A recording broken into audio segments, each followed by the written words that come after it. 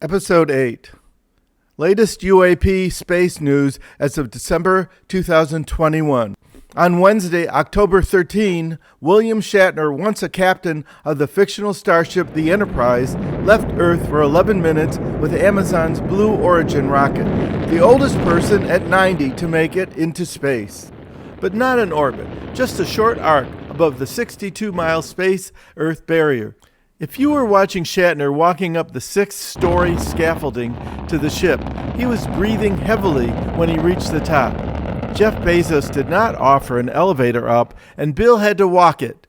Anyone above 70 years would have had difficulties, and he may have collapsed from the climb, let alone from the G-forces on the way up to space. Fortunately, Bill made it back safely, I might add, with a philosophical speech after the capsule floated to a safe soft landing. Maybe he should have taken a ride on Elon Musk's SpaceX Dragon. Elon had an elevator for the ride up to the Falcon rocket, and the civilian crew orbited above the Earth at 220 miles for 2 days, not just a quick ride up to the edge of space. I say captain of a starship should have opted for the 2-day excursion from SpaceX, but I do believe Bill wanted to reduce his risk by accepting Jeff Bezos' offer to this historic real trek above the Earth. And I might add, Jeff waived the $250,000 fee, obviously a great publicity event for Amazon when a retired starship captain rides on their Blue Origin. On a side note, I'm almost certain that Bill wished Scotty could have beamed him up. Also, as I was preparing to record this podcast on December 11, Jeff successfully sent up another group of civilian rocket riders, which included Michael Strahan, co-anchor of ABC's Good Morning America, and Laura Shepard Churchley, daughter of astronaut Alan Shepard. Now to the latest official unidentified aerial phenomena information released by the Pentagon after the June Pentagon UAP disclosure. Well, to be honest, it's practically non-existent, but that may change because in September, the U.S. Senate passed S.2610, the Intelligence Authorization Act of 2022, with detailed procedures to officially document all future UAP incidents. Also passed was S.1652, Establishment of Office to Address Unidentified Aerial Phenomena. So there's some hope for UFO UAP disclosures, but keep your fingers crossed. National Press Club Conference on a UAP incident during a nuclear missile test. I found some recent UAP conferences, one on October 19 at the National Press Club with a panel of former U.S. Air Force officers reporting on UAP incidents during nuclear missile testing. In March 1967, nuclear weapons were disabled during UAP encounters at launch control facilities, and recently UAP-related missile shutdowns were confirmed by former U.S. Senator Harry Reid. In one incident, observers watched as the UAP sent a beam of light destroying the test missile. This seems quite disturbing, or not, because maybe the extraterrestrials are attempting to protect us from ourselves, which sounds good to me. Westall High School UAP daylight incident, April 1966 in Australia. Now to an amazing daylight incident that was reported on April 6, 1966, the Westall UFO sighting in Melbourne, Australia at Westall High School, now a college. This incident was witnessed by 200 students and teachers in broad daylight. It was publicized at least twice on Australian television, 7 News Australia, featuring several students, now adults, and a science teacher, Andrew Greenwood, who witnessed the UAPs. It went like this. A gray saucer-shaped object about twice the size of a family car flew over the school towards a stand of trees where it disappeared. In the interview, one former student, Terry Peck, said she jumped the fence behind the school and walked into an area called the Grange, where she saw the UFO on the ground. When she moved near it, she felt heat and heard a humming sound.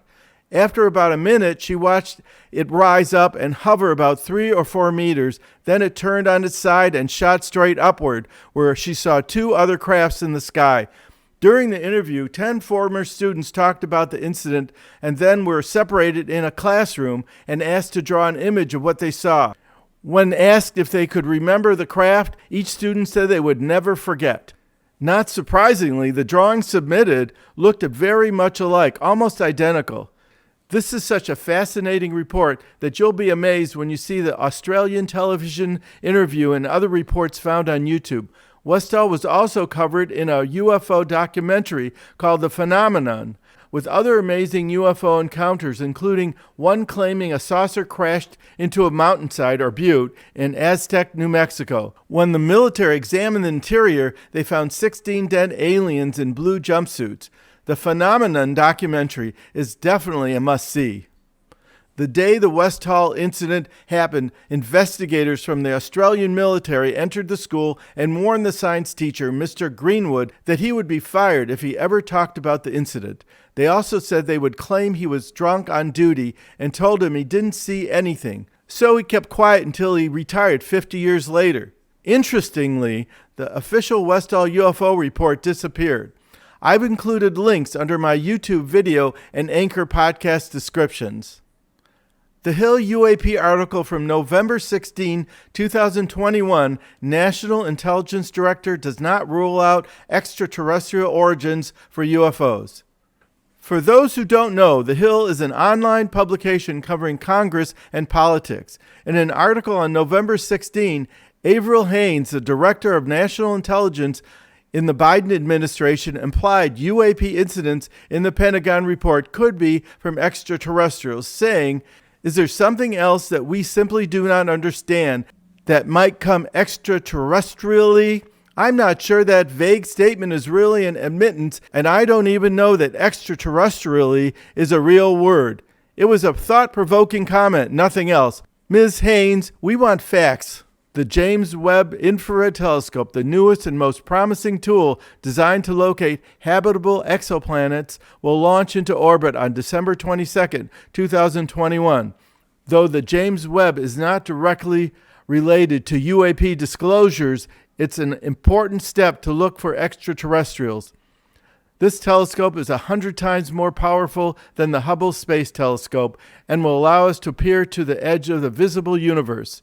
It's so sensitive that it can detect the heat energy of a honeybee or a child's nightlight from the Earth to the Moon, some 250,000 miles away. They hope to study thousands of exoplanets already identified, using a spectrometer and other instruments used to look for elements that are produced by carbon-based life. It's being sent into orbit 1 million miles from the Earth and Sun to keep it extremely cold so it can detect primarily infrared radiation from very faint, distant objects. It will take about a month to reach the designated orbit and mid-year to start collecting scientific data. So stay tuned for news on its achievements in late 2022. And now for a recent statement from Luis Elizondo, former military intelligence officer and director of Advanced Aerospace Threat Identification Program. Lou fears that the Pentagon intends to block any further UAP disclosure, backtracking on their promise of full public disclosure of the unexplained UAP incidents and any future information, claiming national security implications. Here's a recent statement from Lou via Twitter. Before anyone gets too excited about the recent Pentagon announcement of the new UAP group, please consider the following. USDI is precisely the same organization that has underplayed and tried to kill the UAP effort for years. And it is the single office that has continuously lied about the topic and persecuted whistleblowers. Though we're all hoping for more details released about the 143 UAP incidents mentioned in the initial Pentagon report, unfortunately, we have none. Personally, I didn't expect any more evidence to be released right away, if ever, especially after Lou Elizondo's recent tweets. This may require more officials to leak the true facts and high-definition videos that they must possess. So that's the extent to what's new with the Pentagon UAP reveal. However, we may have a last-minute reprieve sponsored by Senator Kirsten Gillibrand. On November 21, she introduced a bipartisan proposal to provide oversight and accountability over reports of unidentified aerial phenomena. This is urgent, she says. She's concerned about the impact of these encounters on military personnel. Please stay tuned for more of the latest UAP news via my YouTube channel, Cyber Times LLC, and on my Anchor podcast, anchor.fm/Howard-Barenbaum. If you like what you've seen, please subscribe to my podcast and my YouTube channel. The subscribe button is right in the right-hand corner. Thanks very much.